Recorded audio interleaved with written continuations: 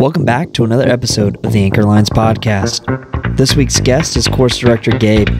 Gabe is a captain, Tec Diver, instructor trainer, adaptive dive buddy, and content creator. Join us as we discuss Gabe's journey and dig into the importance of organizations like Diveheart. I'm your host, Tyler, and let's start the episode now.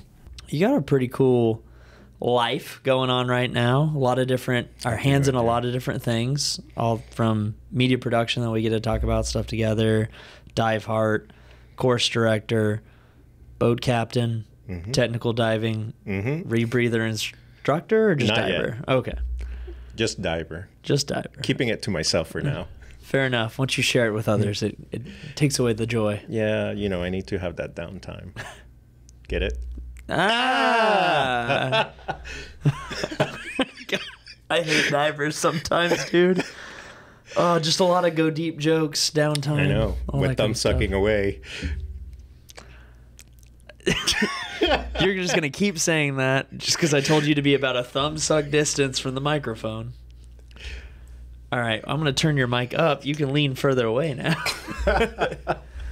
No, but seriously, thanks for joining. I want to talk about all those things if we have time. If we go down a rabbit hole, we'll just stay on the rabbit hole. No big deal. But before we do that, kind of introduce yourself, and give your background, your history of how you started on the path of wanting to work on the ocean, wanting to work as a diver, a boat captain, things like that. Because I don't think you woke up as a 6-year-old one day and said, I'm going to be a course director for PADI, drive a boat, and work with Diveheart, because half those things didn't exist. That's right. Well, thank you for having me. Absolutely. It's a pleasure.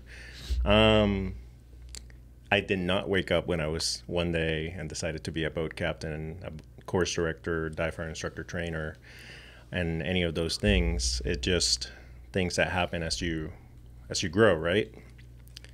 I became a diver in the year 2000 because my parents made me do it as part of summer camp. So I became a diver. I did it for a few years. Then I took a break from it to finish college. I studied physical education. I worked at schools, teaching from kindergarten to 12th grade, worked with kids with disabilities too, teaching physical education. At one point, the school thing wasn't working out. So I started doing swimming lessons. And then where I was doing swimming lessons was also a dive shop. Okay. So at that point, I decided to finally go into Dive Master and then eventually into Dive Instructor, which I've been doing for the last 13 years or so. And I worked at that dive shop for a couple of years. And after that, I got the opportunity to work in Vieques, which is a small island off the east coast of Puerto Rico. And that's where I'm from originally, from Puerto Rico, born and raised. I've only been in the States, 5 years now. What year did you come to the States? 19? 18. In 2018, after Hurricane Maria. So, but I was in Vieques before that and worked for this awesome dive shop with my friends for 5 years, and it was great, good stuff. And after, a natural disaster, so ended up over here, got a job, and then kept climbing over here. That's where I met Jim Elliott from Diveheart. Before I knew Diveheart, I was already working under another training agency for divers with disabilities. So at that point, all I had to do was a crossover. So, and then we connected, and then little by little, it kind of led me to the path that I am at right now. But it's a lot blood, sweat, tears, literally, to get to where I am at this point. Because I didn't become a course director in the States. I was a course director back home in Puerto Rico. Where'd you do your, is it CTC? Your CDTC? Yeah. CTC? CDTC. There's a lot of acronyms in the world. There is. It was back in 2016. I did it in the Dominican Republic. I was in that class. In Puerto Rico, it was pretty hard. it was not a common thing, as I've noticed when I got here to the States, or in Key Largo especially. It's really not even a common thing in the States. It is in Florida, maybe, and the Florida Keys for sure. But yeah. I didn't realize that me knowing what 12 course directors is a rarity. Yeah. In Puerto Rico, there was one. You. Well, no. The one who trained my you. course director. And then in my class, there were 2 of us. And then there were 3. So it was a really uncommon thing back home. And it took a lot of hard work. I'm very thankful to my friends and my family that helped me to get there. It was a hard path. So why'd you decide to make the jump from, teaching every day to course director? Back home in Blackbeard's sports in Vieques, we hit a certain level at the dive shop that we were peaking out recreationally and even professionally with dive masters. And it was something I was interested in, and it was just the next logical step for the shop to grow to the next level. And that was what finally did it for me. Like, okay, I'm gonna commit to this and I'm gonna do it. So it was more of it was almost like a business decision. It wasn't like, hey, I became an open water scuba instructor, I'm going to be a course director. Because, we know people they're like, I don't even know if I'll get a chance to teach an IDC, but I'm going to become a course director someday. Yours was like, this is the next step for our business to grow. Right. That's pretty cool. So it was like that. And then we did the interviews. We checked out the requirements. And little by little, we chipped away at it. Mm-hmm. Because at that point, maybe a couple of years before I became a course director is when I decided that scuba diving was going to be my path. So got it. As you get more into it, you grow, right? So you want to grow personally and you want to grow professionally. You can't just stay still. And that's what I look at myself every day. I don't want to stay still. I want to keep growing and learning and all that kind of stuff. A very growth mindset, but also like an entrepreneurial mindset. I mean, you came down here. I met you. You assisted in my dive master and my IDC. Thank you. Let me tell you this story about Tyler. Lord have mercy. This is about you, my friend. This is for the next episode. No, but like that's what you're doing, and then I left the island for a year and a half, come back, and in that whole time period, you were doing Diveheart, but there wasn't a lot going on at the time, and you were also just working for another dive shop. You had switched dive shops and started your own dive company, your dive concierge. So like, I do love the number of people that I've gotten to talk to recently, especially on this island, that, growth is having control of your financial and your time, your finances and your time. So many people have, okay, well, I'm going to do this for 5 years, and so I can get a boat and start my own company, or I'm going to do this until I can put aside to pay for my own insurance so I can do my own dive thing. So it's pretty cool that y'all started that. Your dive concierge, it was at one point 3 of y'all. Is it still? It's still 3 of us. Okay. Jordy, Christina, and I. Mm-hmm. So, I just know Jordy's not in the States right now, right? Jordy's back home in Vieques, and he's running Blackbeard Sports. So he's doing that thing. Christina does it part-time. I'm the guy that's doing it full-time. So that's where I'm at. So is it just, what? Tell us about it. Invite people to come down and dive with your dive concierge. So what we do is we do private courses from recreational levels all the way to the professional levels. And we're trying to focus more on coaching and mentoring certified divers that want to become better at a certain thing and they're diving. It could be buoyancy, it could be photography, it could be knot tying but we want to coach and mentor you to become the best diver you can be and the safest diver you can be. And then from that point, you can decide if you want to take yourself to the professional level if you haven't hit it.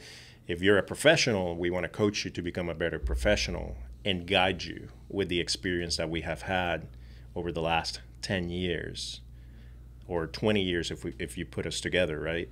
Because we have stumbled a few times. And, you know, it's interesting that you mentioned the thing about growth, because lately I've been meeting and working with a lot of, you know, people who are brand new instructors, right? They're in their early 20s. And, you know, your 20s are for messing up, you know, doing stuff that experimenting safely.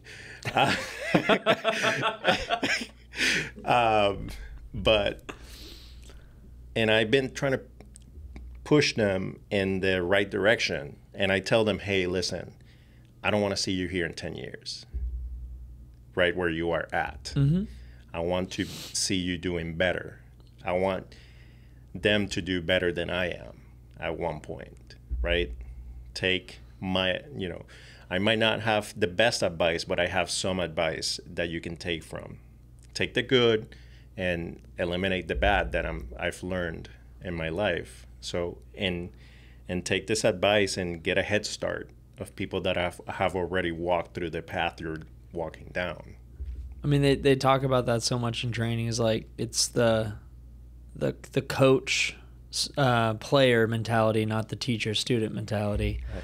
But it doesn't play out as often as you wished it did. And the problem too is being down here, I've always seen is it's the amount of time you get with a person. Right. You can only have so much of that relationship if they only come one time for 2 days. Right.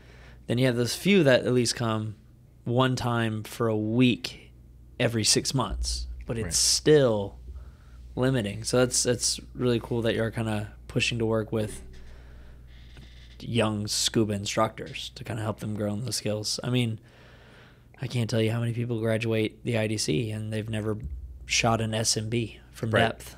Like, yeah, many things. I'm not gonna lie, I didn't do it until I was a dive master. Then I went and did it like 30 times in a week because I was like, I gotta get this thing down. Right. No, you know, there was some people that have been instructors for years, and you can see that there's a lack of skills in certain areas, and that depends also where you're coming from. Because if there's somebody that's working inland, they might not have the same skill set we have here on the ocean. Take, for example, cave divers. Oh, yeah. That they come and they're going to be like, oh, we're going to be fine on the boats. 3-foot waves. Okay. They're over the side. They get a current. We're going to die. Help. You know, it's different environments. What do you mean I can't grab the rock? Exactly, right. We're not supposed to touch the ground. But also, like, yeah, and I've seen that with quarry divers a lot, is they'll come in and they are 100% better at navigation than I am until a cross current comes. And then they don't know what's happening. And so my navigation is not, I'm not going to tell you I'm going to hit 45 degrees, hit 16 degrees, like perfectly, right? Right. But I've got a good idea. I got like the street smart navigation. Right. All right. I got a rough idea where it is at all times. I can always kind of hit back to that area pretty well.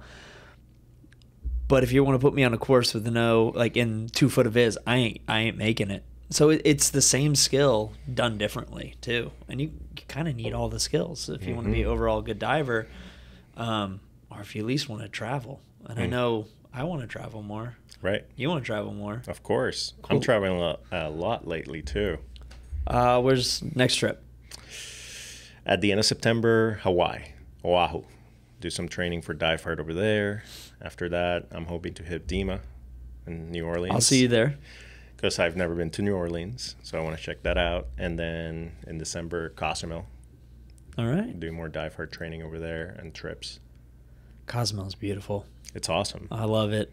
I've been to Hawaii. Sadly, did not dive when I went. It was a long time ago. Well, I'll let you know how it is. Well, especially with all the fires and stuff going on. I know that's a different island, but still, it's heartbreaking. It is. Very unfortunate. I understand how they feel because I've been there. Not in a fire, but hurricanes. And, you know, I understand how it is to have that sense of hopelessness for a while, you know, but at the end of the day, if you're good, you're all right, your family's safe, you know, you're going to be okay. You know, you get to wake up. And there's sometimes, unfortunately, people that don't get to wake up. No. So, a little moment of silence there for him. It's from the loss of life to the loss of dive shops to the loss of emphasis. Like, it's a heartbreaking moment. And I know there's a lot of scuba instructors that are probably displaced, not to make it about our industry, but it is kind of heartbreaking to hear that, you know, we have friends specifically that we know that had to leave the island and go live with relatives in the States because they don't know what to do right now. They've got a bag full of clothes that was with them that day. Ooh. And I, you know, if they're listening to this, I've been there. After Hurricane Maria hit Puerto Rico, I felt displaced. We felt displaced, me and my friends and I. English is my second language, by the way. I'm dyslexic. I barely get it right half the time. You just roll how you got to. And I felt displaced, and, you know, but you just got to keep your head up and put yourself out there, and it'll figure itself out. You just got to be available and look for the next best thing. So, yeah, little side note, I know PADI, along with a local Hawaiian organization, are doing fundraising. So if you do felt called to help some people out, that's a great place to start. I'll throw the link in the bio because I know that got sent around a couple weeks ago through the dive shop. But yeah, let's move on from that. But check it out. Try to donate if you can. Help some people out. Yeah, for sure. Okay, so traveling though with Diveheart. Speaking of helping people out, talk more about Diveheart, like what it is as an organization, how you got involved specifically. I know meeting Jim Elliott, you're already training with some other people, but it's such a cool organization, and it's so cool to be involved with those dives when you get an opportunity. So the Diveheart programs are fantastic. Okay, Diveheart is a nonprofit. It started back in 2001, and with the president, Jim Elliott. He took inspiration. He used to be a ski instructor, and he used to teach his blind daughter how to ski. So he transferred some of that. He was under another training agency for disabilities, and then decided to transfer that knowledge and create a more thorough program to Diveheart. So it's about growing confidence and self-esteem on individuals with disabilities, cognitive and physical. So basically, that's what we do. So we have teams that are composed of able bodies, divers, that are trained as adaptive buddies, advanced adaptive buddies, and adaptive scuba instructor. There's different levels, as well as there's different levels of divers, depending on the type of assistance they need. So my whole thing that I love about Diveheart is working with the divers, the adaptive divers, because they appreciate you so much, and getting them underwater and, you know, just the moment underwater, it's so awesome. And they're very cool about it. They're very happy. They're very thankful. And I always say, like, how cool would it be that you're in a wheelchair, right? Not that part, but that you wheel into the office on Monday after a weekend of diving, and somebody, you know, walks by you and say, "Hey, what did you do this past weekend?" Hey, Bill, how was the weekend? Right. "Oh, I went scuba diving." "You did what?" They're like, "Oh, I would never." And you're like, "Why not?" No, but you know that. Yeah. It brings up their self-esteem, their confidence, and that's what it's all about. There's a lot of people that also we've worked with that used to be divers before they had their accident, because sometimes it's because of accidents that they end up with our programs. And getting them back into the water, they recover that sense that they can do anything in the world, right? And that's what we try to give them that feeling back, that no obstacle is too high or too hard for you. Oh, it's awesome, and I've sadly never been an adaptive dive buddy, but I've mated some of the boats that we've done that on, and yeah, the smile coming off a lot of those divers are way bigger than most of the people going through an open water course around here. I mean, it's kind of cool to see somebody open their eyes in general to what diving can feel like, but it's really, it's a whole nother level. I'm super excited to do the Adaptive Dive Buddy program with you next week, 2 weeks from now. 2 weeks from now. Yeah, it'll be awesome. I'm super excited. We'll take a bunch of footage from it and throw it up on the Instagram and share it with you too. That would be awesome. You know, it's all about adapting. That's why all the certifications are adaptive this, adaptive that. So when you do the e-learning, you'll learn all about that. But adapting, there's no one situation that's going to be the same. Okay. And I believe, you're a dive instructor yourself. So in a couple of weeks, when we do the training, you let me know if you feel that you're a better dive instructor or not after doing the training. That'll be interesting. I'm going to go ahead and guess it's a yes, but... Like, for example, I had this guy last year that he works at Horizon 2 with me, and he's a Tec Diver. And we finished the Diveheart training, and he was like, that training was harder than the Tec training. And I'm like, oh, really? Okay. That's going to be interesting, yeah.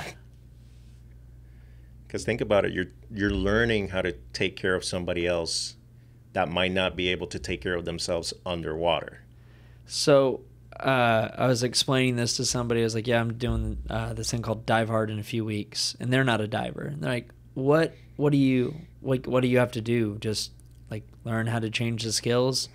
And I go, yeah, but I'm pretty sure you have to I go, have you ever seen a movie where they say, okay, you can carry a taser, but you have to be tased first? And they're like, yeah. I was like, okay, so if you can't use your legs, you have to not be able to use your legs first. And like, so they make you experience some of these sensations underwater and trust in somebody else. So you feel like you have to put your trust in somebody, or when somebody puts their trust in you, you take that responsibility not lightly, but you take it with the level of care that is needed. And they're like, okay, good luck. But yeah, no, I think it's going to be eye-opening, honestly. Because it's good that you mentioned that, because that's a very important part of the training for buddies, because we put you in that position. Like, we take away your eyesight, we take away your legs, we take away your arms, we take away your legs and your arms, and you learn how to trust. And that's that empathy training. That's very, very important, because once you see yourself in this position, you can understand how dangerous or how careful you have to be when you're diving with somebody that's in a wheelchair, a paraplegic. Mm-hmm. So it'll give you more perspective, more eye-opening when you do get into those roles. All right. Well, let's just hope I trust the fellow instructors, right? I know the jokers that were lined up with. No, I'm just kidding. No, it's cool. So, so you're an instructor trainer. When did you make the switch from, or actually, how did you get involved with that first company? And then, when did you make the switch from? Didn't you say you did it with another organization first? So I was first. Sorry, with thumbsuck. I was first with Disabled Divers International. Okay. I did that back in 2016. And their training was brief, so it gave me that initial perspective. And I did that for a couple of years. And then in 2018 is when I got involved with Diveheart. Got it. And then, since I was already an instructor and I had the experiences, Diveheart did my crossover. I did their Diveheart training. Excuse me. And they upgraded me to instructor. And I started teaching buddies, adaptive divers, etc. somewhere in 2019, after doing X amount of classes, they upgraded me to instructor trainer. So that's one thing that I appreciate from being a course director. So I had that course director mindset to teach other instructors to be Diveheart instructors, which is very important. And since 2019 until actually this year, I was an instructor trainer.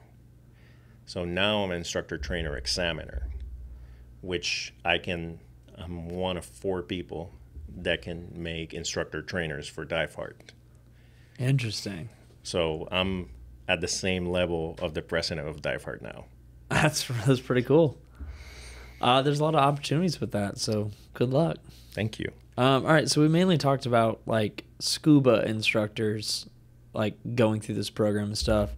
If I was like an advanced open water diver, maybe I had my rescue or something, and I wanted to, like, this sounds cool, I want to go to Cozumel with you, I want to help and be an adaptive dive buddy, how would I get involved with that? So any diver from open water level can become an adaptive dive buddy. You need to have 25 dives, okay, CPR first aid certification. Basically, you can go to diveheart.org, go under training, and purchase your adaptive dive buddy e-learning. And then that's your first step. After you have your e-learning completed, you need to find an instructor, a Diveheart instructor. It could be here in the Keys, it could be in Ohio, Oklahoma, Washington, wherever you are. Diveheart was started in Chicago, right? Correct. Yeah. Could be in Chicago Cool. as well. Shout out to the home. To do your in-water training. However, the cool thing that Diveheart has been doing for the past few years is that in their website, they provide the trips and the training schedule. And then during the trips, you can complete your in-water training as well, while getting experience and helping with actual adaptive divers. Not just, you do role play for the training, but you're actually getting the in-water experience with different divers, and you get to know the community and you see how it is. So that's a total immersion trip, which is awesome. That's great, yeah. So it's 7 days. It could be in Cozumel. We just did one in Grenada in July, which was fantastic. So Cozumel is usually the most popular and the one that's been going on the longest. And for 7 days, you dive in the morning, do two tank trip off the boat with the divers. And then in the afternoon, you're doing the training, the clinics, and all that stuff. So it's fully total immersion. So you're basically diving at 8 a.m. and then from midday till 6 p.m., you're training. So by the end of the day, you're ready to have dinner and probably go to bed. Heck yeah. That's exhausting. No, but that sounds like a lot of fun. It is awesome. It's fantastic. And you meet so much people in the community.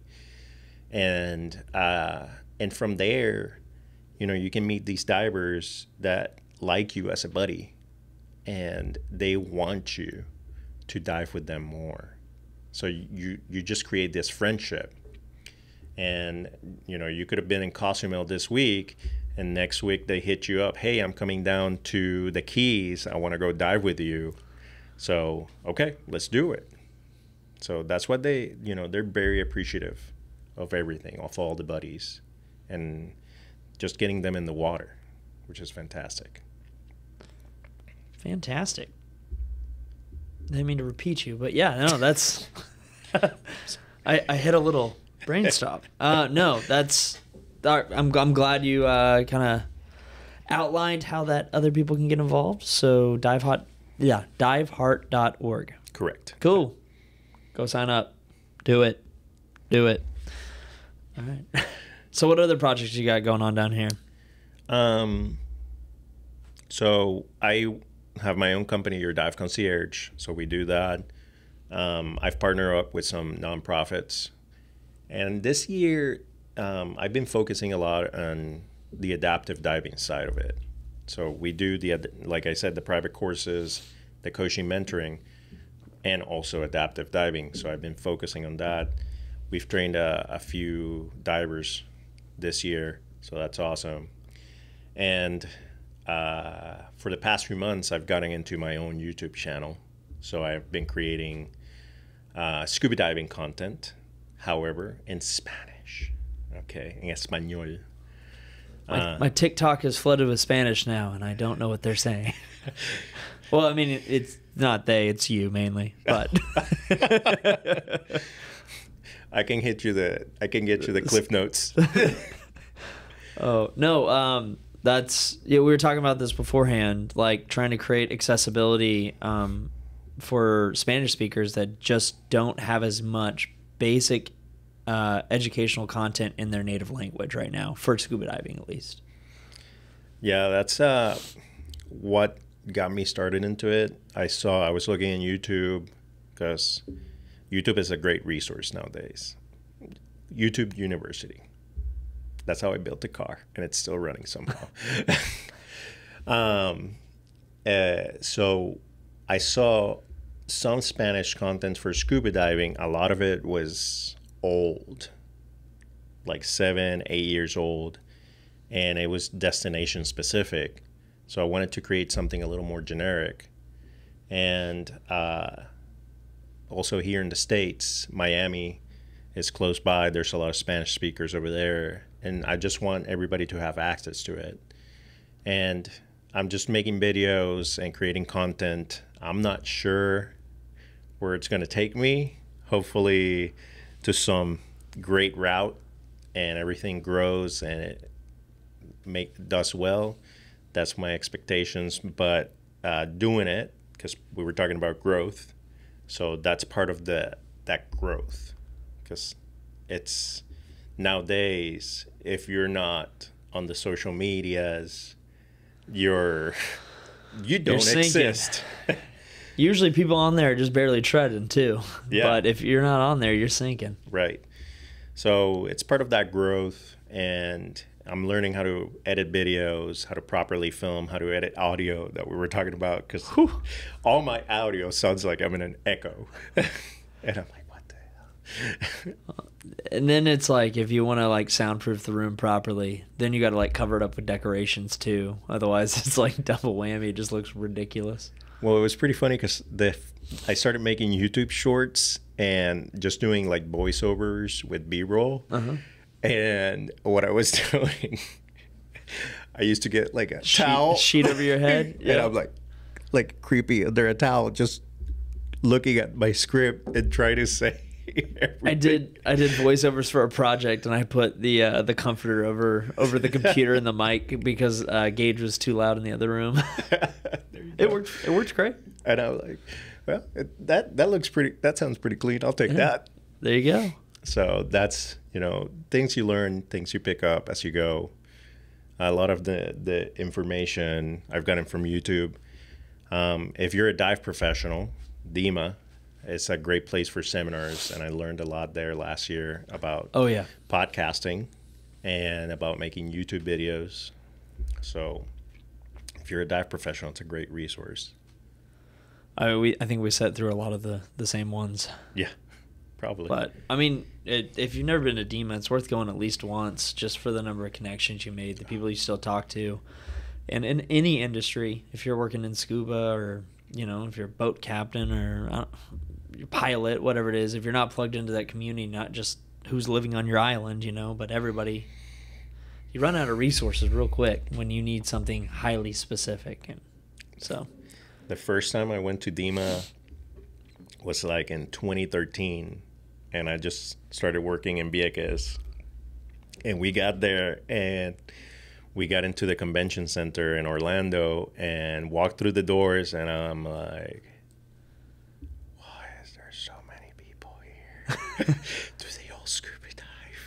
Well, it's overwhelming. You're like, I can't visit every booth. And you're like, well, I've done everyone twice, and I've gone to 14 seminars. Right. But, like, it is funny. The first time you walk through those doors, you're like, this industry is huge. And then 4 days later, you're like, okay, so I know a lot of these people already, which is awesome too.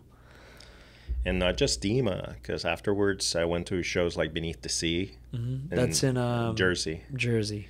And that one's more for the consumer, not so much the professional. So you get a lot of professionals promoting their trips, etc. and their courses, and that was insane too. And I still haven't gone to the one in Long Beach, which is even bigger. So different shows. Basically, New Jersey, you got the East Coast, and in the Long Beach one, you got the West Coast. And then Dima hops from the coast to the center to the other coast. Right. And then back to the center and then back to the other coast. Well, this is the first year, I believe, or that it has been in a while, that they're going to New Orleans. It's the first since Katrina. So, yeah, I believe, yeah. Because it used to be they would rotate Vegas, New Orleans, Orlando. Right. And then they just dropped New Orleans because the convention center was messed up. It'll be interesting. It'll be good. Oh, I'm terrified for my liver. Well, you know, I just want to go eat those little donuts that everybody did. What is it? The square donuts that they have over there in New Orleans. I don't know, but it's some sort of French pastry, right? Yes. All right, which cool. Everybody tells me about, so I want to go try that for sure. I've been given a list of restaurants I can't afford to go to. My cousin's like, you got to go to this place. But it's like the treat night. I was like, what's a treat for you? She's like, $250 a person. You buying? You want to go with me? I was like, $250? That's an entire week of Diveheart training. I can't afford this right now. Wow. That's, you got some very treatful friends there. Well, I think they went for like an anniversary dinner. Oh, okay. You know, it's, like she said, it was a once in a while thing. Okay, but, that's fair. Well, it's this has been good.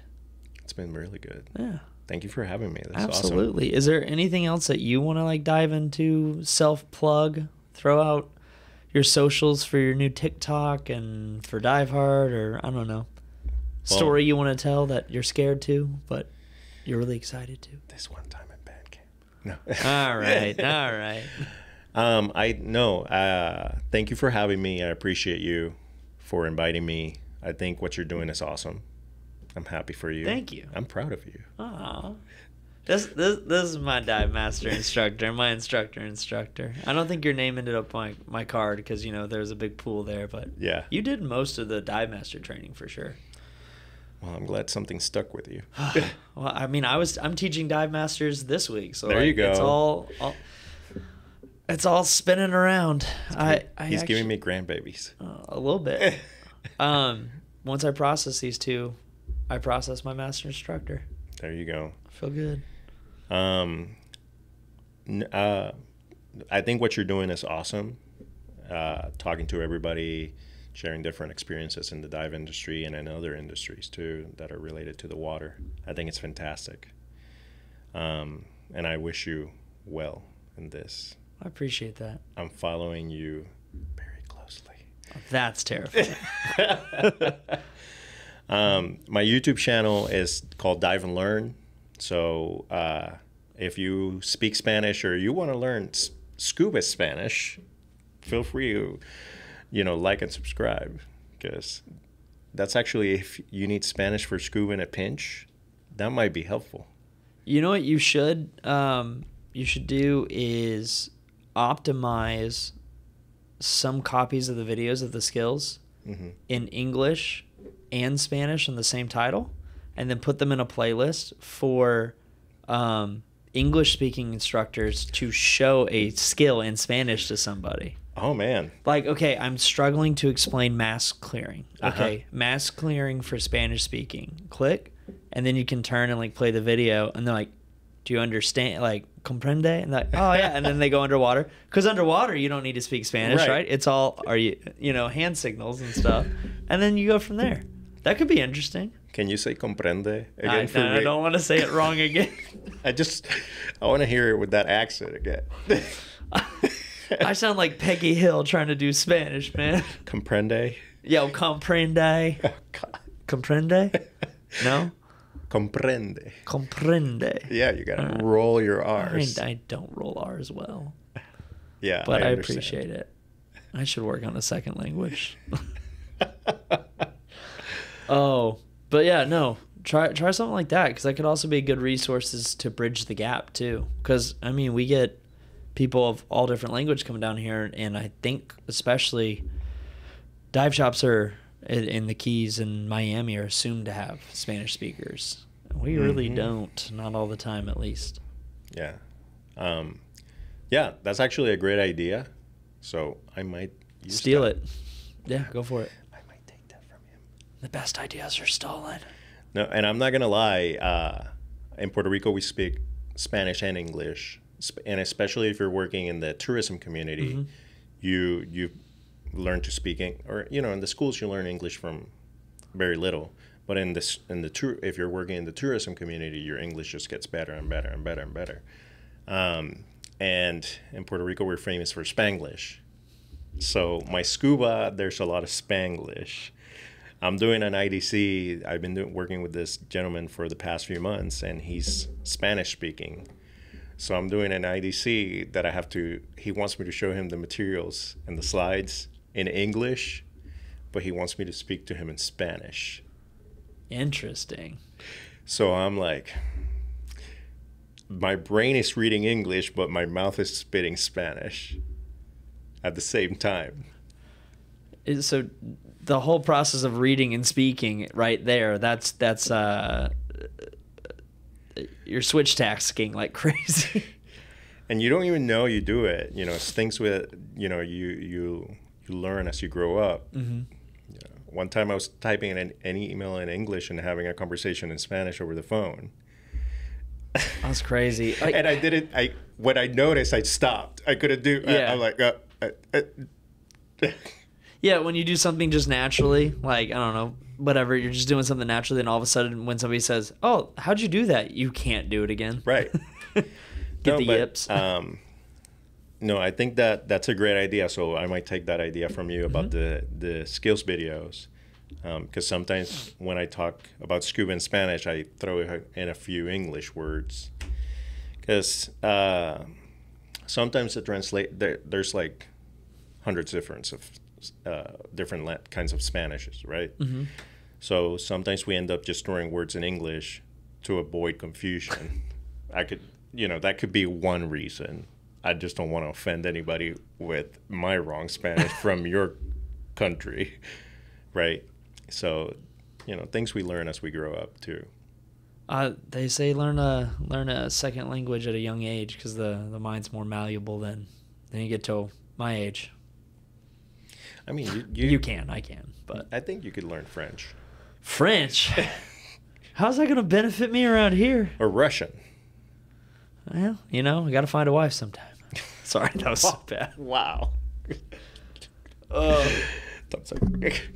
my gosh. All right, well, let's wrap this up. I think we were talking too long and it's getting weird. Go look them up on Instagram, Your Dive Concierge. TikTok at Dive and Learn. Learn and Dive and Learn. Dive and Learn, and YouTube too. Awesome. Well, Gabe, thank you so much. Tyler. This has been wonderful. It's been a pleasure. Thank you for having me. All right, you want to go tech diving soon? Yes. All right. Definitely. Sweet. I hope you enjoyed this episode. Do us a favor, if you want to see more from the show, leave a review on Apple Podcasts and Spotify. You can also find us on Instagram, Facebook, TikTok, and YouTube. Links in the description. See you on the next one.